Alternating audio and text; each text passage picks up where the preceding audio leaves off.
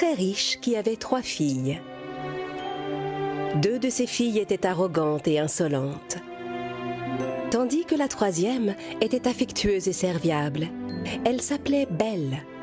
Un jour, le riche marchand fut informé que ses bateaux s'étaient perdus dans une tempête. Il expliqua à ses filles qu'il avait perdu toute sa fortune. Belle fut très triste pour son père et essaya de le consoler. Les 2 autres sœurs passaient leur temps à se lamenter sur leur sort. Un jour, le père apprit qu'un de ses bateaux était revenu au port. Il se mit en route pour aller le voir. Mes chers enfants, si mon bateau est revenu en bon état, je vous rapporterai des cadeaux en revenant à la maison. Dites-moi, qu'est-ce qui vous ferait le plus plaisir? Une bague en diamant, un gros rubis et un bracelet en or. Et toi, Belle, qu'est-ce que tu aimerais? Rapporte-moi juste une rose si tu peux. En arrivant au port après un long voyage, l'homme découvrit avec tristesse que son bateau était dans un piteux état. Il rentra chez lui et traversa en chemin une forêt sombre et froide. Des éclairs déchiraient le ciel. Le vent soufflait si fort dans la forêt que les arbres menaçaient de tomber. L'homme avait peur. Il était gelé et à bout de force. C'est alors qu'il aperçut un somptueux château. L'homme s'approcha et entra. Bonsoir. Y a quelqu'un dans la maison? Il n'y avait personne. Pourtant, la lumière était allumée et il faisait bon. Et surtout, une table était dressée avec un délicieux repas. En voyant la nourriture, le pauvre homme ne put résister et il mangea tout. En explorant le château, il trouva une chambre vide et s'y installa pour se reposer. En se réveillant le lendemain matin, il trouva des vêtements neufs à côté de son lit. Eh bien, ce château doit appartenir à une sorte de bonne fée. Si seulement je pouvais la remercier. En sortant du château, l'homme remarqua des roses dans le jardin. Je n'ai pas pu acheter des cadeaux coûteux à mes filles aînées, mais je peux au moins apporter une jolie rose à Belle.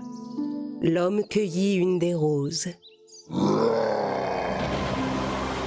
Soudain, il entendit retentir un terrible rugissement. Et il vit apparaître un monstre effrayant derrière les arbres. Le pauvre homme était terrifié.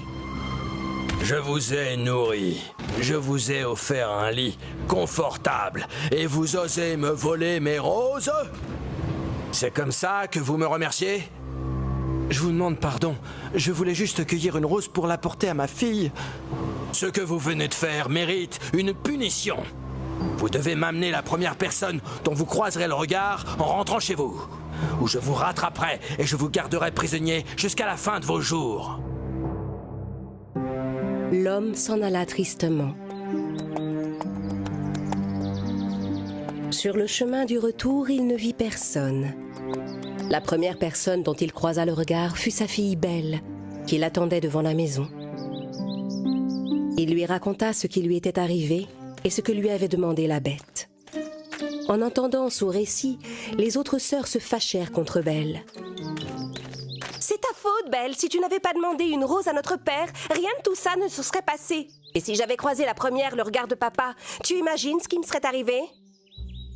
J'aurais été livrée à une horrible bête. Je n'ose pas y penser. » « Je suis tellement désolée, papa. Mais ne t'inquiète pas, je ferai ce qu'il faudra pour que tu ne sois pas emprisonné. » Le père et la fille se mirent en route. Et ils retournèrent au château de la bête, comme promis. Ils entrèrent dans la salle à manger et s'installèrent.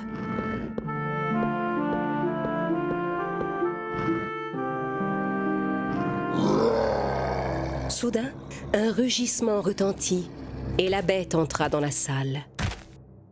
Belle était effrayée, mais la bête s'adressa à elle sur un ton aimable. Votre père va pouvoir quitter mon château dans un petit instant. Mais vous, dites-moi, vous êtes sûre d'être prête à rester ici dans mon château avec moi?